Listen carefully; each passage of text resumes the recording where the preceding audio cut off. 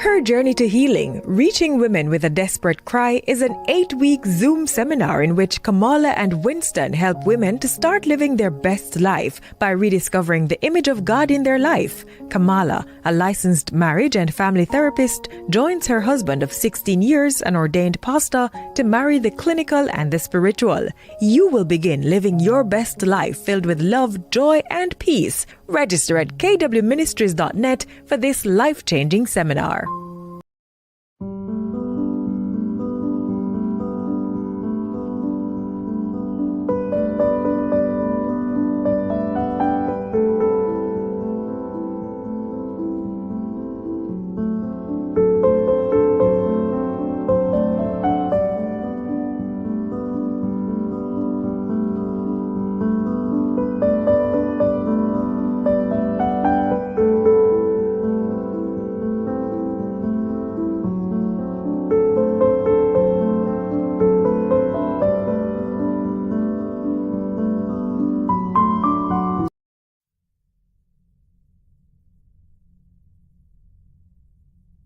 So anxious resistant. So remember there were 4 categories, right? Mm-hmm. So anxious resistant kids were on the opposite end of the spectrum.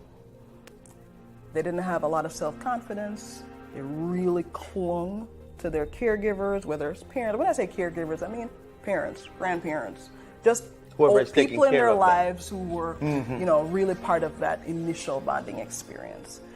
For these kids, they tended to have really exaggerated emotional reactions to stuff, but they also kept the distance from their peers.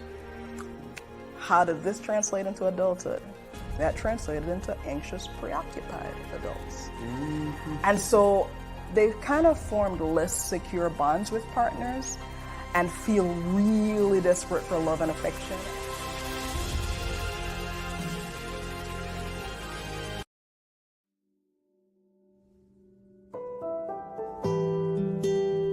God is patient. God is kind. God is long-suffering. God never fails. God always hopes. God always trusts. God always perseveres. God doesn't envy. God doesn't boast. God doesn't seek his own, but is always seeking what's best for you. God rejoices in the truth. That's right. God doesn't define love. God demonstrates love.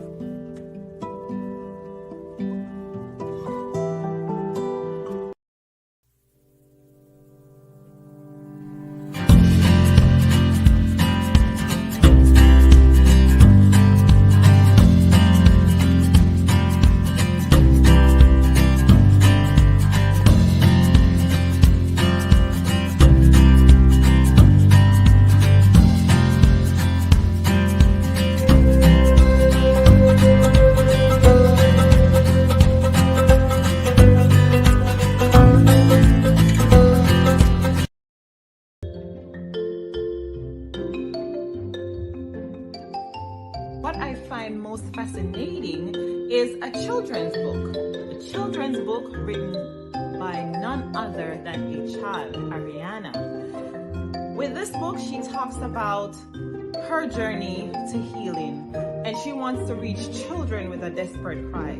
To me, that is so mind-blowing because, again, as children, we are impacted in ways that we sometimes haven't dreamt of, right? Whether it's, we were muzzled as children, whether we were not hugged, we were not loved, whatever those situations are, and we did not deal with them. And guess what happened? We grew up to adults and we bleed out on the people around us. So if we can address these things as children, OMG, can you imagine what a beautiful world that would be?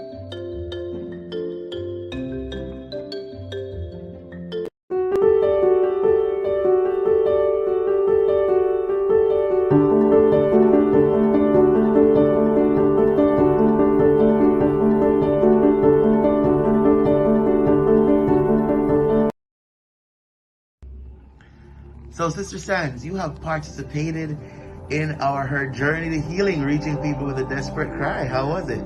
Awesome. It was a period like no other.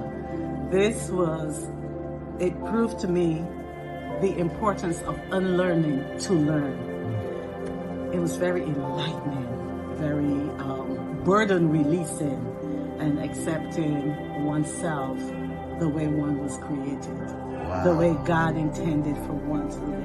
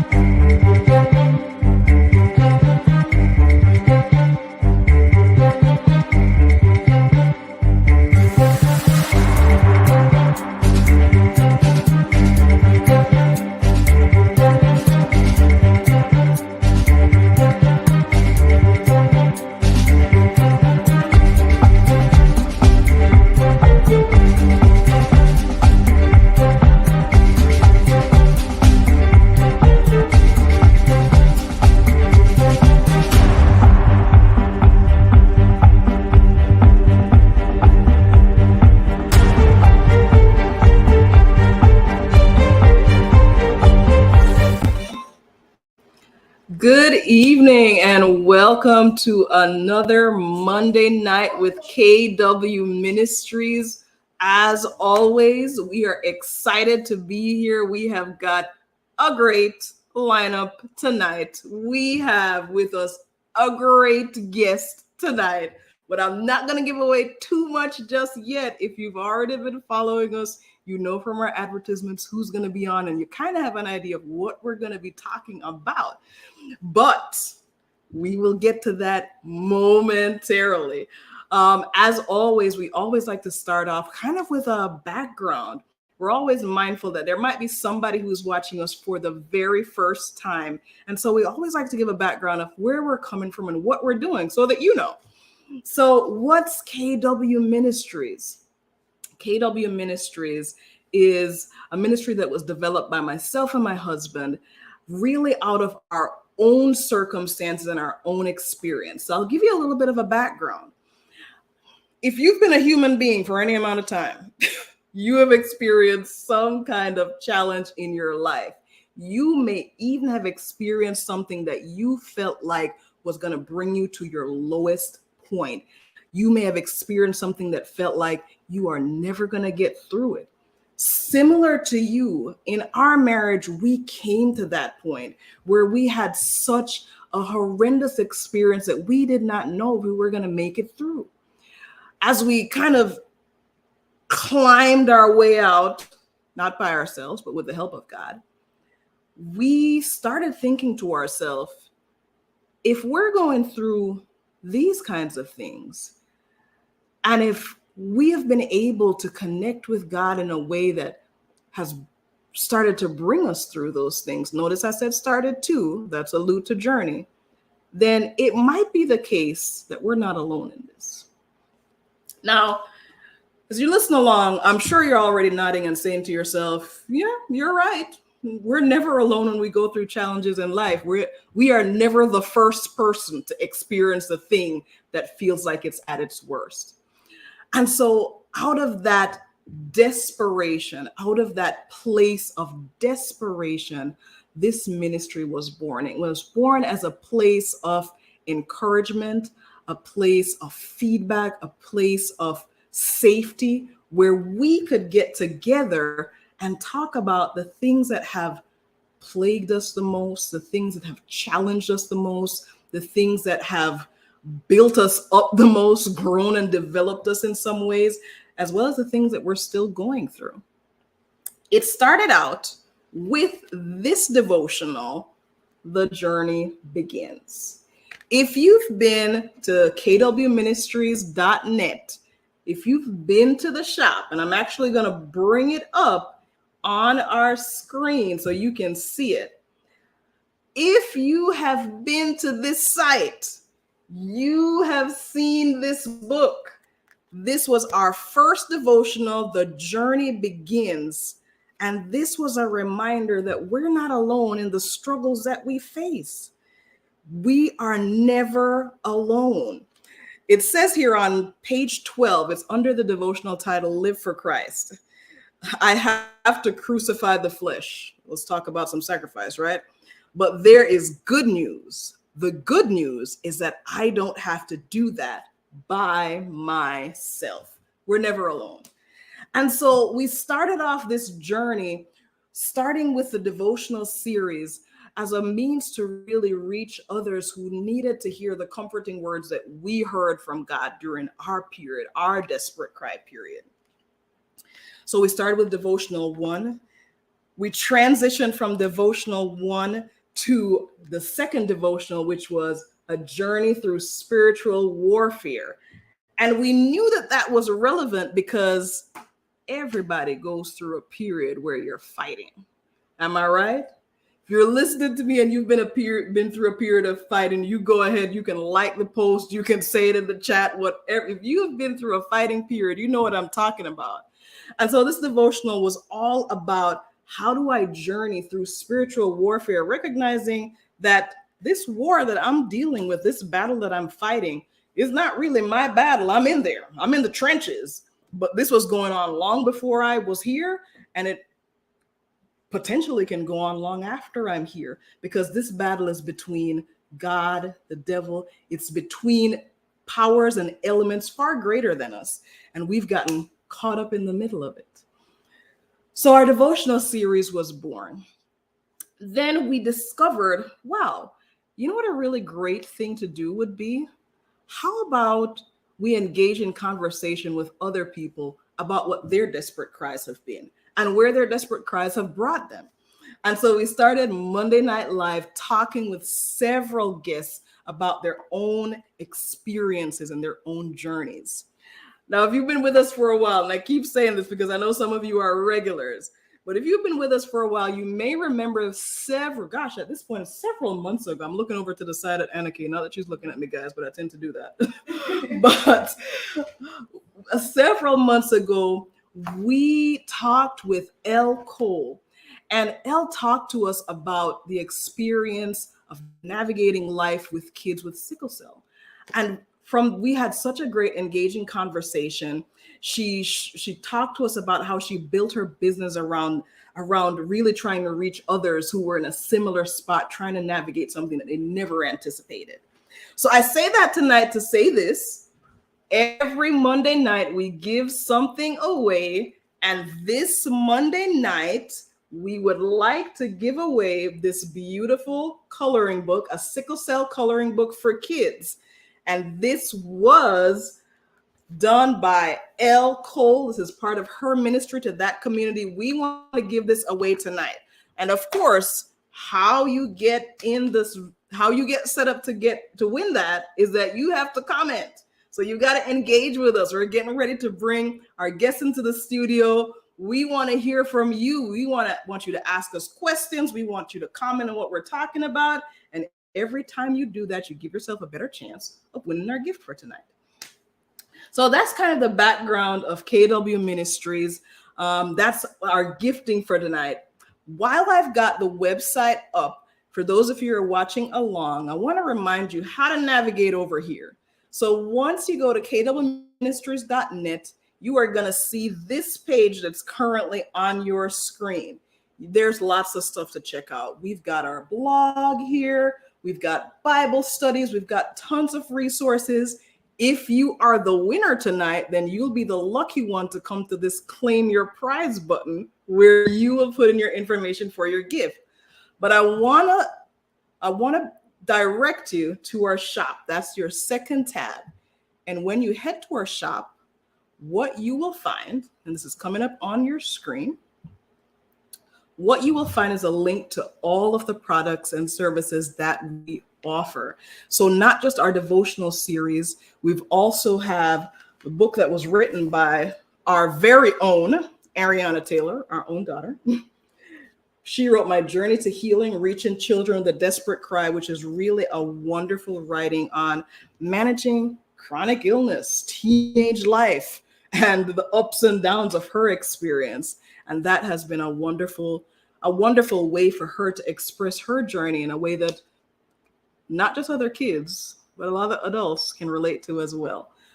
We've also got on there our 8 coping skills to heal. I'm a little bashful here when I have to talk about my own stuff, but that is our therapeutic workbook. And I really love it. Yes, I love it because I'm a little biased too. I wrote it, but I really love it because it's a really great companion guide. Think of it as a therapist in your pocket. It's really workbook. It's set up as a workbook. So as you're talking through different issues, as you're looking through different issues and ways to cope, it really leads you to ask yourself questions and then shows you how to implement those things in your own life. So do we think it's great? Absolutely. Do we think that everything that we offer to you can be helpful and useful? Yes. And it's not just because it's ours. So thanks for coming, guys. I welcome you back again. Like I said earlier, I am excited this evening because our guest tonight is none other than Dr. Donovan Washington. If you do not know who Dr. Donovan Washington is after tonight, you will. But he is the youth director at the South Atlantic Conference. He has a passion for young people. He has a passion for ministry. And tonight we are going to be journeying through faith reaching our young people. This should be appealing to you, whether you're a parent, a church member, a grandparent, a teacher, whatever position you find yourself in life, this should be appealing to you, because guess what? Our young people are the future, and we get to determine we get to kind of influence what that future looks like, to its good or to its detriment, based on what we're doing now. So I'm so excited to get into this conversation with Dr. Washington. We are going to bring him on right after this break.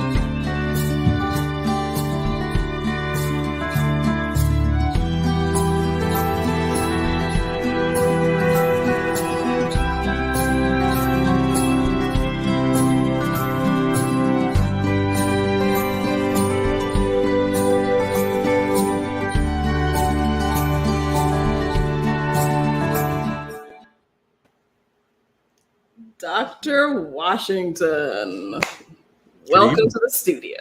Thank you very much. Thank you very much.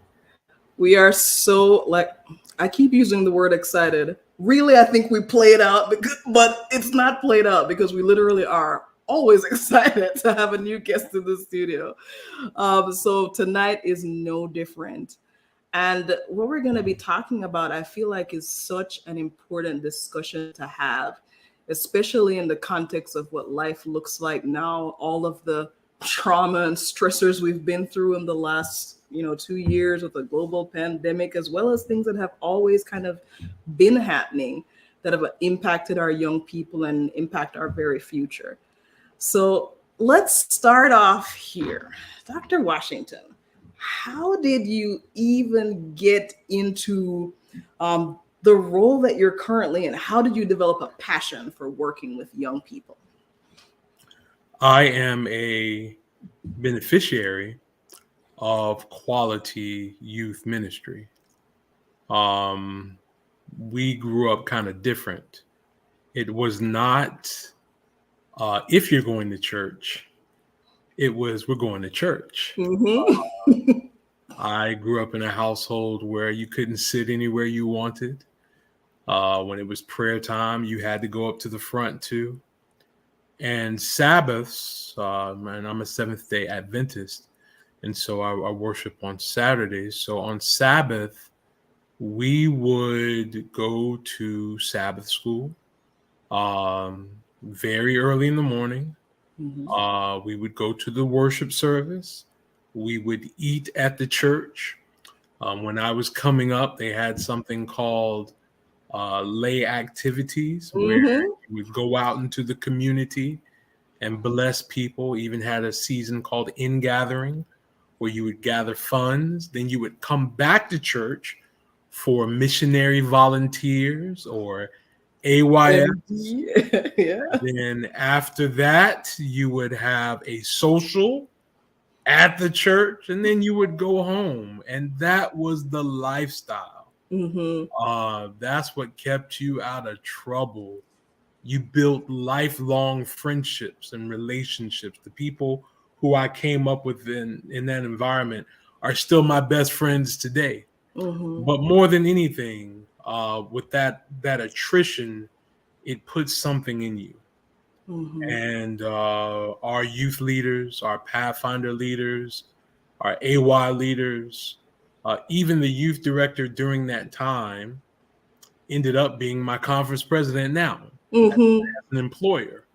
And so it had a generational influence on me, which made youth ministry intuitive for me because I was basically regurgitating what I experienced. Yeah. Now you mentioned it puts something in your heart, and we always like to really flesh out those kind of statements because I think we say these things, but gosh, what do you mean when you say it puts something in your heart? I think it's twofold. The first thing, it gave me a keen awareness of boundaries. I knew exactly where the line of good and evil was. Now, growing up in adolescence, you go right up to that line, but I was terrified to cross it. Yeah. And that awareness stayed with me even as I matured. It kept me away from being disastrous, making mistakes I couldn't recover from. I learned how to operate within that boundary. Being in that environment taught me that crossing that line could be disastrous. And there is a lot of camaraderie, fun, fellowship in not crossing the line. You don't have to be embarrassed to be the good guy.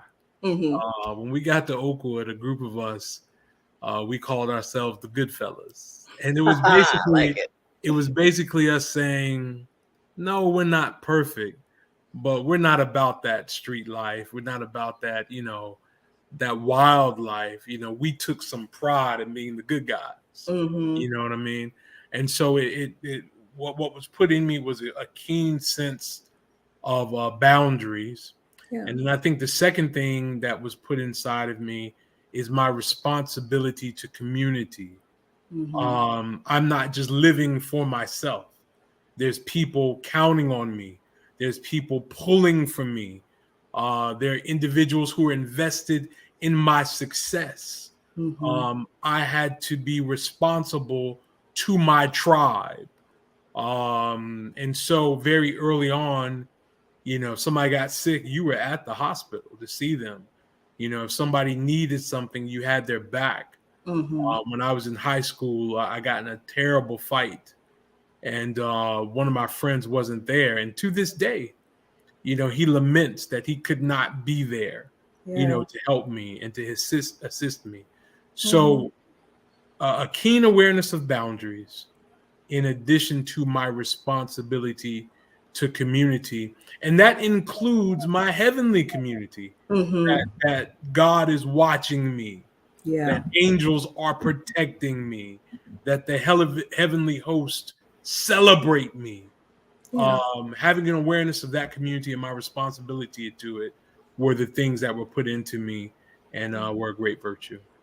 I love how you talked about that instilling of boundaries, that sense of community. And I imagine that really continues even to this day to shape who you are and how you operate and how you work with young people now. I can't help, though, but to be a little bit of a devil's advocate here. Bear with me. Right. Now, some people would say, or some people have said, or they may even be people who are watching who say, yeah, that sounds like it was a really great experience growing up. It sounds like there were some really good safeguards in place and things that made that a meaningful experience for you. Right. But some people have talked about having the opposite experience, where they grew up in kind of those somewhat same kind of structures, but their experience of it was different. What would you say to that person today who maybe their perspective of that time in their life is a little bit different from yours? What would you say to them if they didn't feel it was as great as the experience that you're alluding to? Well, I'll push back a little bit. I think you're making an assumption that I said it was great. Okay. Let's hear it. Yeah, I never said the experience was always great. Hindsight is always nostalgic. Yeah, it was beneficial. I was developed, but no, it was always great. There were times it was downright oppressive and restricting. Yeah. I would also say to the individual who didn't have the good experience in my studies, I have discovered that the primary reason that people are no longer affiliated with church or their church roots is that they drifted away. There has to be some culpability at the lens at what you look at your experience. The church is a very easy scapegoat. Very easy. It's low-hanging fruit. It's very easy to say that these people were hypocrites. These people were imperfect. These people hurt me. And so therefore, that is the reason why I made poor choices. That's the reason why I have an affinity to things that hurt me, et cetera, et cetera. When in reality, you have to take a deep breath and say, well, maybe it was me, or I did not want this, or I didn't handle correction or discipline well.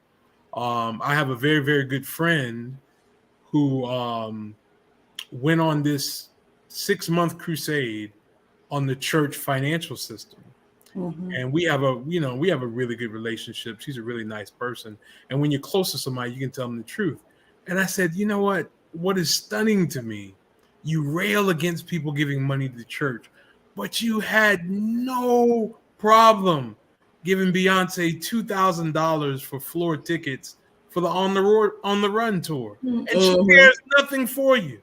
This is an entity that paid your grandmother's bills, that kept y'all from getting in the street, that helped you while you were in college. And Beyonce's done nothing. And you basically mortgage your month or part of your salary, to give her money. It's all about choices and perspective. I dare not say people have not been hurt. I dare not say that mistakes have not been made by churches to push people away, to treat them unfairly. That would be terrible for me to say something like that, because church hurt is a very real thing. One thing I think we undersell and don't talk about is some people like the streets. Some people like some people like to have a good time, and those two perspectives are going to clash with how you see the process of the church experience. Did I have good times? Absolutely. Yeah. But there were times I was refined. Yeah. And now as a middle-aged man, I can look back on it with affinity. But while you're going through it, no, it wasn't this pleasant thing. I wanted to sit with my friends or use the bathroom when I wanted to, and I couldn't do that all the time, And now as a grown man, and as I try to implement so many things with my children, I could adjust it. I think I'm more understanding and more patient and less brutal. But I do see the value in what I got. So that would be my response to that. I love that response. Here's why. I think it's so important as we have this discussion about this journey through faith and reaching young people that, and I don't know if you're on the same page with me on this, but I think one of the things that has been a barrier to us sometimes in the past, not always, is that we've not been able to be as vulnerable about our own experiences and how we navigated them, so that we can have these relational conversations with young people so that they can also know, hey, I may not be going through the same exact experience that you're having, but I've been through my own, and here's how I did it. And here's how I want to give back to you in a way that's authentic. It's in a way that's genuine, in a way that people know that they're truly cared for. And it's not just coming from a place of you should do X, Y, Z. Right. So I really appreciate your answer. Right. So you've navigated this for yourself, right, and you're in ministry, have been in ministry successfully for many years. And you're at this point of, now I'm specifically in this arena of guiding, developing, and reaching young people. Tell us about how that experience has been so far. It's been a joy. I've been at this for 6 years now. I've been in ministry over 22 years. And serving young people has been a joy. Now, I feel no pressure to be like young people. I don't talk like them. Mm-hmm. I don't dress like them. I don't use the vernacular. You use the phrase authentic experience. Mm-hmm. Authenticity is a key to all of this. And we need to stop it with thinking young people are these special aliens that need these innovative programs to bring them to Jesus. I think there are three main things that young people care about. Do you authentically care about me? Mm-hmm. Do you believe yourself what you're teaching me? Mm-hmm. And when I'm in trouble, can I come to you? Mm. And believe me, if you're using all the vernacular and dressing like them and trying to be cool, when they're in trouble, they won't come to you. Yeah. They will not. They'll see right through it. Mm-hmm. And they'll laugh with you. They'll be entertained by you. They'll take all your money and all your snacks. But when they're in real trouble, they won't come to you. Yeah. Because young people can sniff out authenticity, and if you care, in a minute. It doesn't take much. Part of the resistance to young people that had to modern religion is that they don't feel as if they are truly cared for. Mm-hmm. Do you like me? Mm-hmm. I was the type of person when I dated that for me to be with you, you gotta like me. Okay, like really like me. You know what I mean? Like you gotta think I'm the best thing ever. Yeah. I mean, you got to, even in marriage, I tell my wife that all the time. Like, I should never, ever feel in competition with anybody else. Mm-hmm. I should feel like Brad Pitt. I should feel like Denzel Washington. You know what I mean?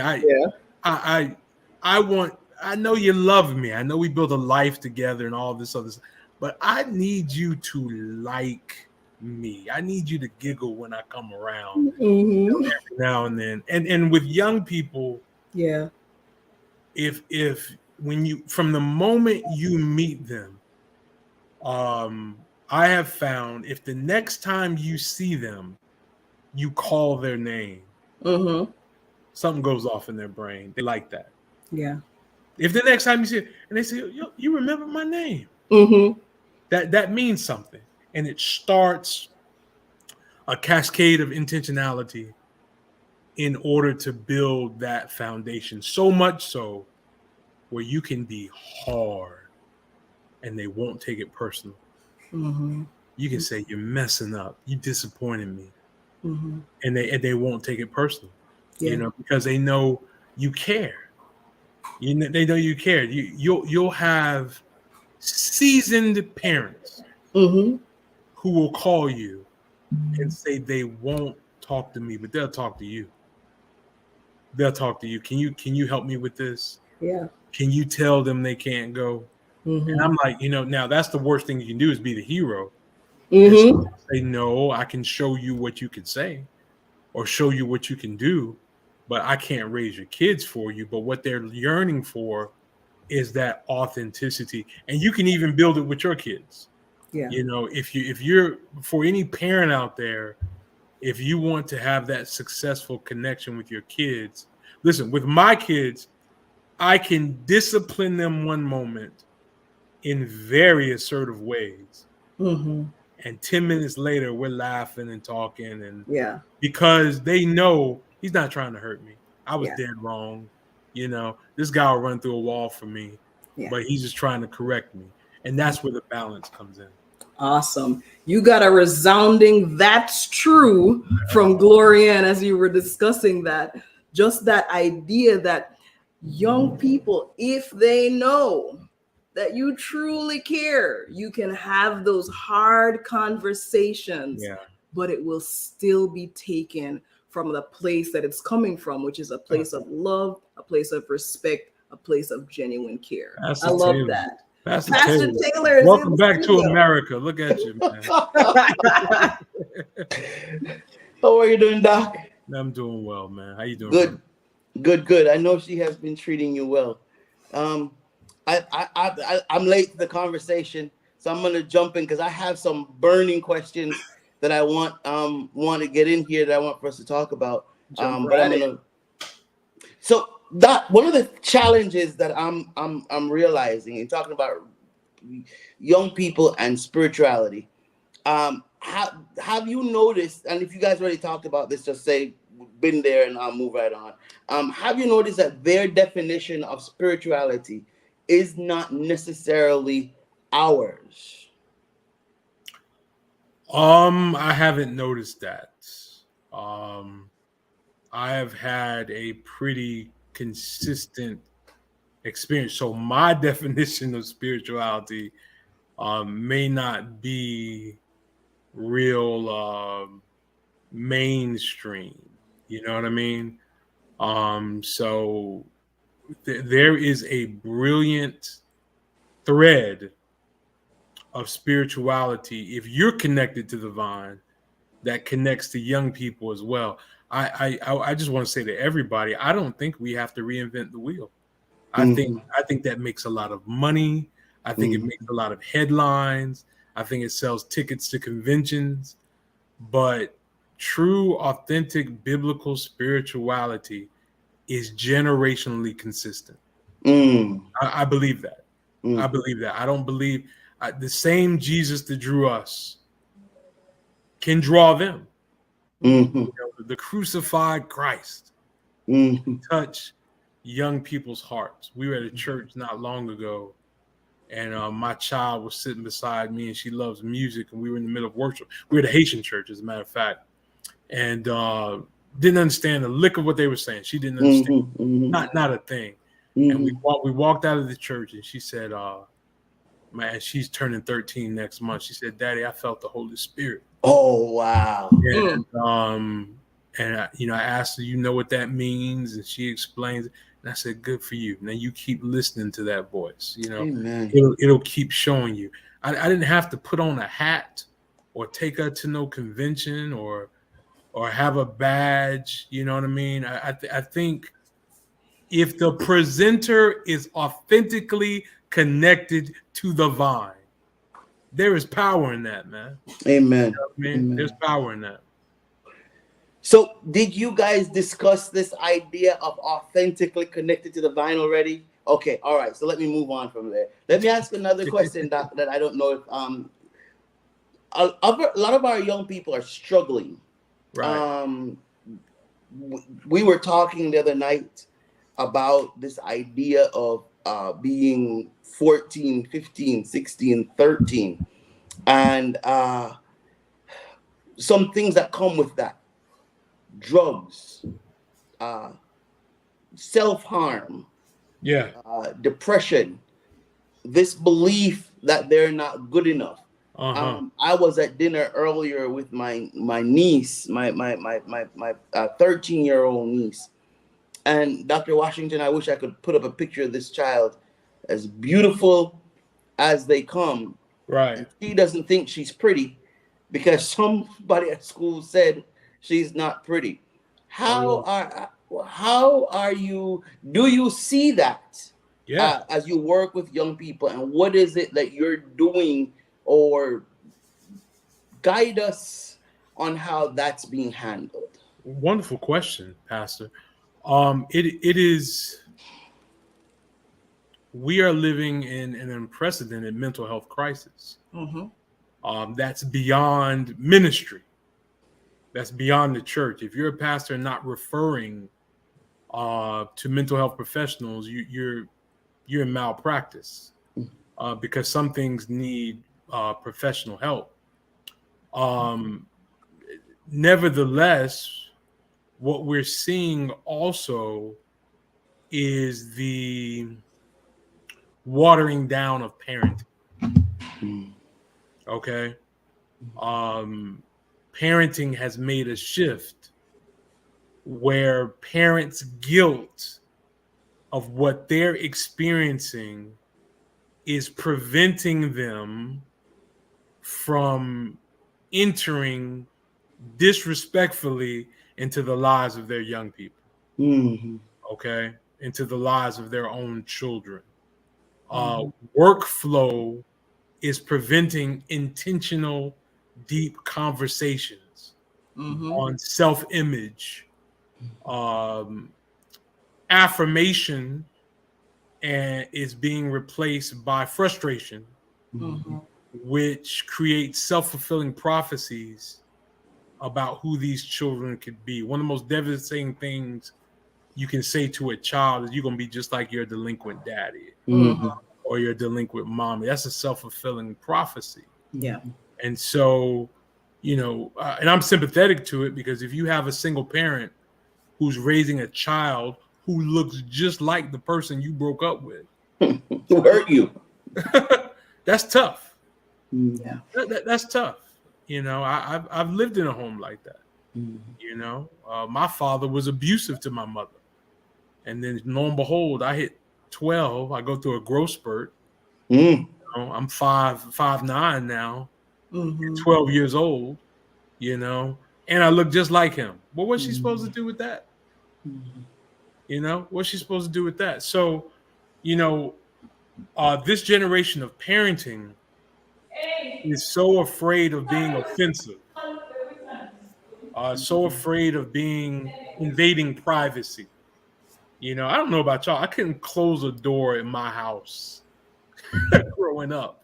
My family, we'd take the nails off the door. Ain't no privacy. We are going to know what's going on here. Right. Every day when I pick my kids up from school, and I have 2 daughters, I ask them, did anybody touch you wrong today? Anybody try to mess with your privates? Did an adult compliment you weird? Before I drop them off, did you know you're beautiful? You look so good today. Nobody looks like you. I'd rather almost risk their arrogance versus their insecurity. You know what I mean? Yeah. And so we blame the church, we blame education, but parents have abducted a whole lot of responsibility. They've really let go of the reins. I don't think we should be overbearing and abusive as some of our parents were. Okay? I think there's a balance to be found.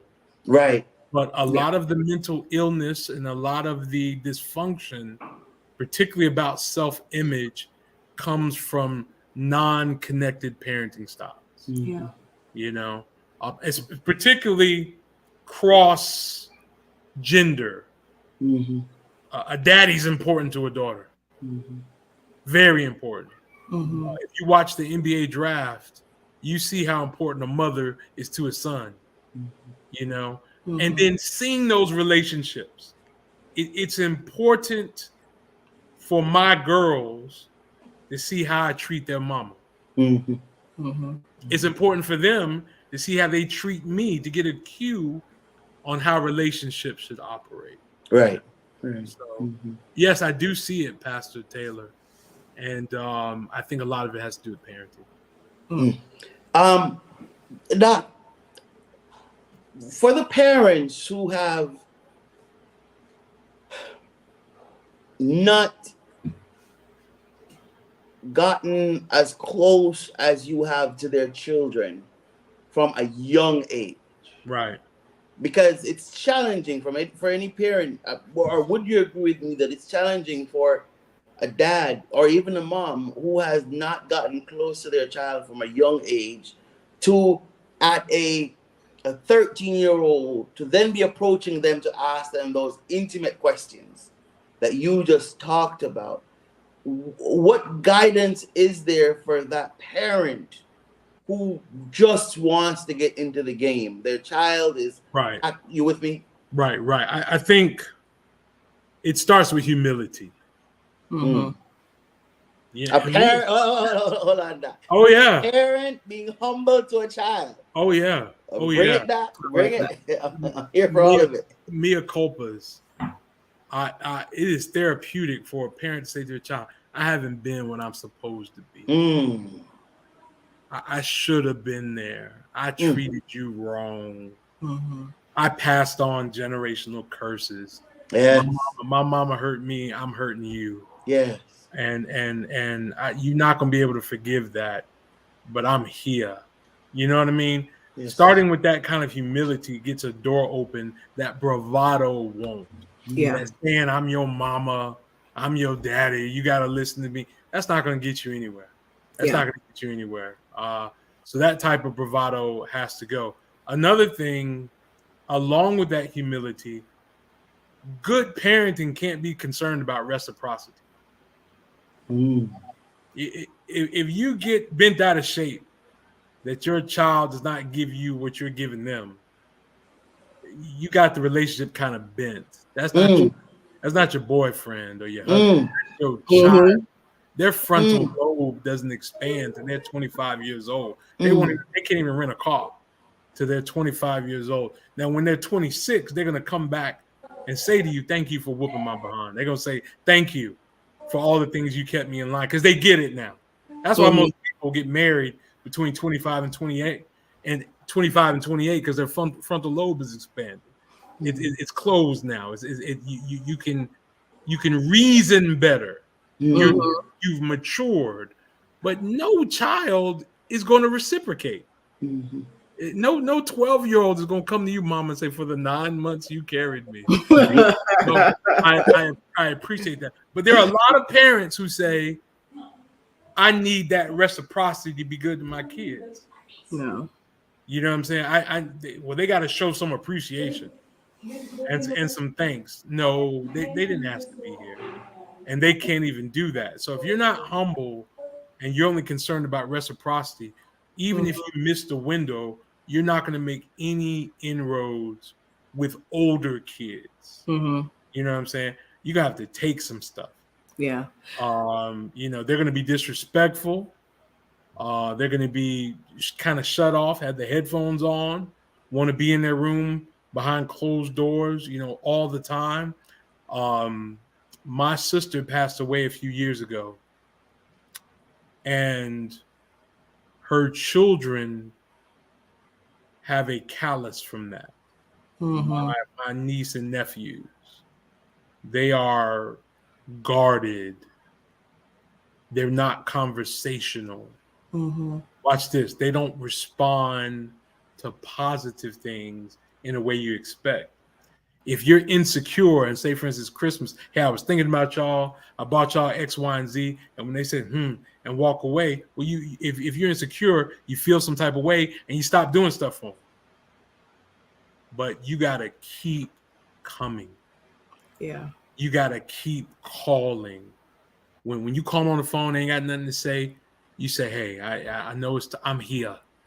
And guess what? When they're 30, they're like, you never gave up on me. Yeah. You worked with me. You're not going to get anything out of the deal now. Parent who's trying to reach a child, you're not going to get anything out of it. And it's the same thing with youth ministry. If you think all of these people are going to sing your praises, parents are going to appreciate you, and kids are going to act like they could care less what you're talking about. You didn't get through, and guess what? And I've already experienced it. They'll get grown and graduate from Oakwood, and you'll get a phone call, and they'll say, "Yeah, you remember in 2007 you preached on this? That thing really got me through." And you're like, "Whoa, you remember that?" They never forgot it. Yeah. Winston, I am 19 at Oakwood. I can quote you 5 weeks in a row what John Nixon Sr. preached on. To Telestai, the real Superman, sexual healing. It was that authentic. You know what I'm saying? I probably can't tell you 5 of my professors, but I remember that.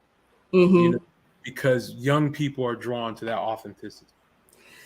You've said so much. Yes.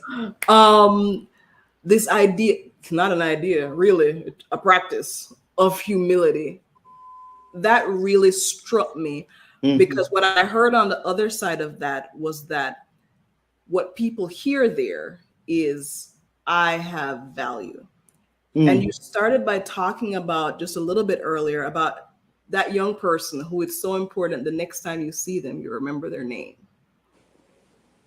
You remember to have those connections. And then as you were talking about your own family and your niece and nephew, and talking about, even if you barely get a thank you or a the fact that you remain consistent, regardless of what the response is where young people, where even we in our own lives have experienced other people as being, yeah, that person really does value me. That person really does see me as important. That person really cares. And I know 10 years from now, 15 years from now, when I see that person again, those are the things that are going to stand out to me. Those are the things that I'm going to come back to. It's stunning how many people don't read the room. Like, I mean, who cares about a youth Congress badge or your sermon points when you can stand in front of young people and you can see some of their deficiencies just by standing in front of them. You know, if they're not making eye contact, if they always sit in the back, if they're insecure about what they wear or what they smell, forget your program, forget the agenda.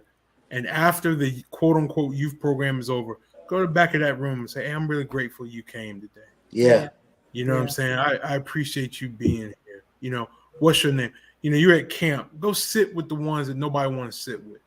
You know what I'm saying? Hey, you're really making a difference. You got a lot of talent. If they don't sing or sound as good and they got up to the front, you know, let them know, hey, I appreciate you doing this. You know, I think next time I want you to do this for me.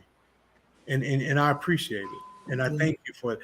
That's where youth ministry and parenting, that's where the wins take place. The stuff that nobody sees. Yeah. You know, it takes nobody cares that you're on a flyer or any of that stuff. That all that stuff don't make the stuff that people, you know, run off, or the stuff that people see, the behind the scenes care.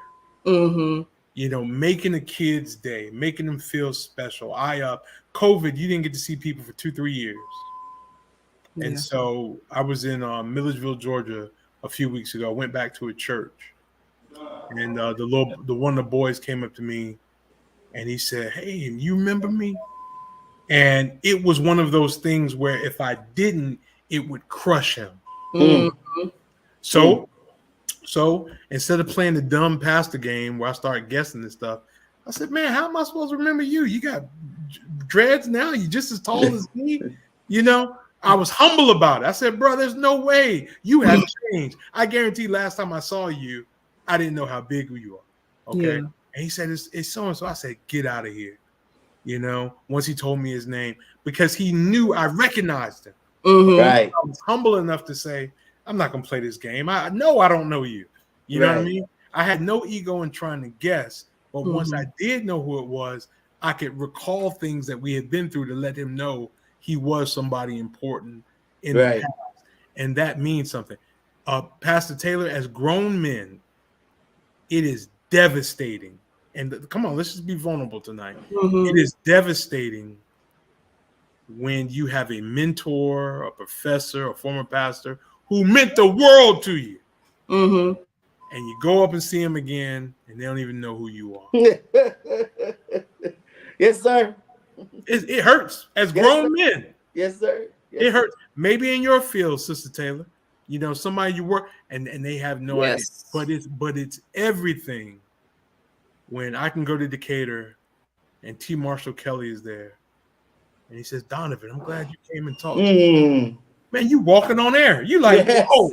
You know what I mean? Yes. Watch this. I got a phone call a couple months ago. If he's watching, he can testify this. From Delbert Baker. Yeah. Phone rang. Hey, Donovan, this is Dr. Baker. And I'm just like, what is going on here? You know what I mean? Like that's awesome because I look up to him.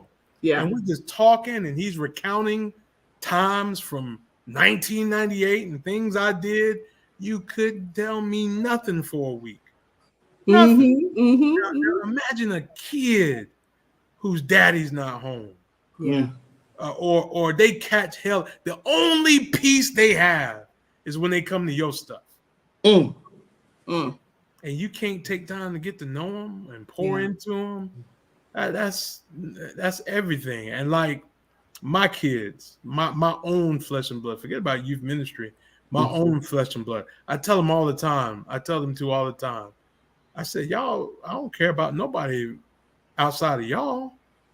You know, I tell them we walking. I said, no, we walking these places together. You know, you guys are the most important people, you know, to me. You build them up. You solidify, you know, their importance. Yes. You know, I don't scold them for walking in the meetings. I'm on Zoom and StreamYard and stuff all the time, especially during the pandemic. And they'll come just wanting to be near me in the camera. And guess what? The people who I'm dealing with, I gotta deal with that. And they've learned I gotta be a professional sometimes. Don't get me wrong. But they know that all this stuff I do is not more important than them. They feel prioritized. No way, man. For the rest of their life. And I told them, your job is to take care of me when I can't do it no more. I'm never going to a nursing home. I have programmed these kids. You are my retirement. Okay. So they've been programmed. That you Kamala said you've said a lot, and you have. One of the most touching thing, instructive things that you have said to me tonight, and tell me if I'm hearing you right. Did I hear you say correctly?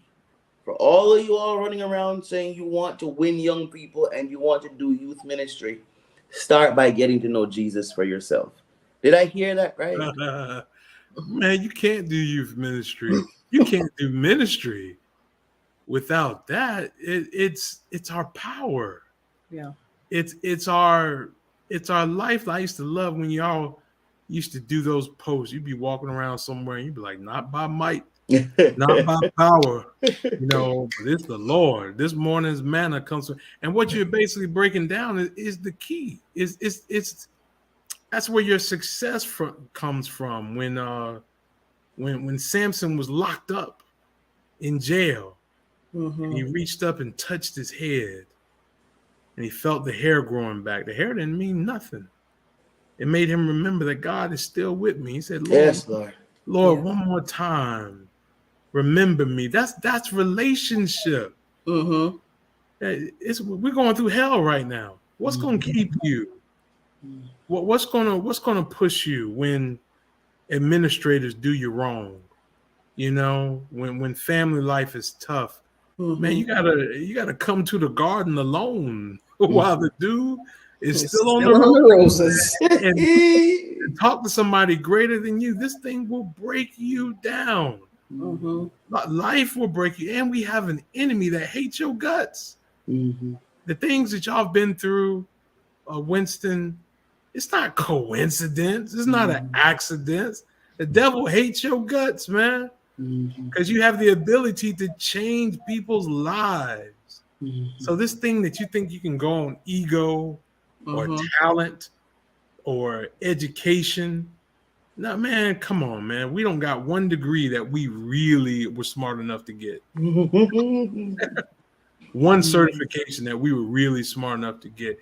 It was the Lord.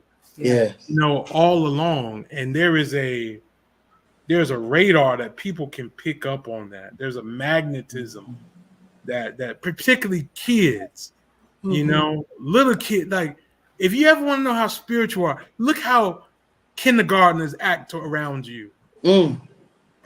They have a primal relationship with God. I think a younger a child is, the more natural their relationship with God is. Yeah. Little kids don't like you. You're not close to God. Little kids, they'll come hold your leg.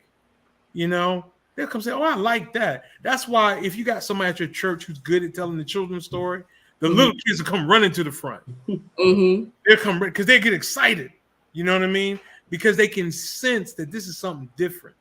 This is something special. So yes, man, I you know, at 44 years of age now, I know without a doubt no one can do what they do. Yeah.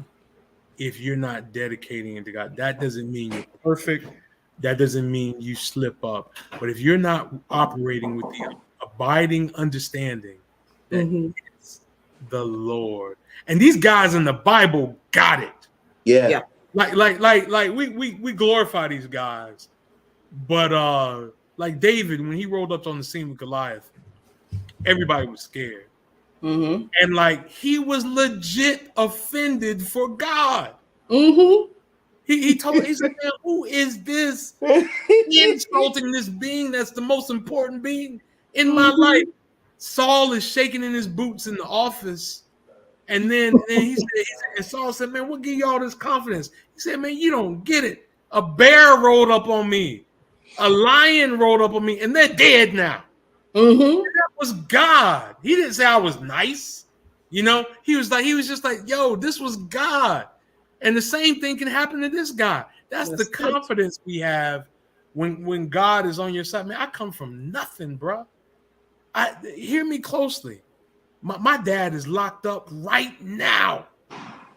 I don't have no daddy in the ministry, no uncle in the ministry. I come from nothing. I grew up in the projects, man. Nothing. I know what WIC is. I know what food stamps are. You know what I'm saying? When I know how to survive off a can of beans and some rice.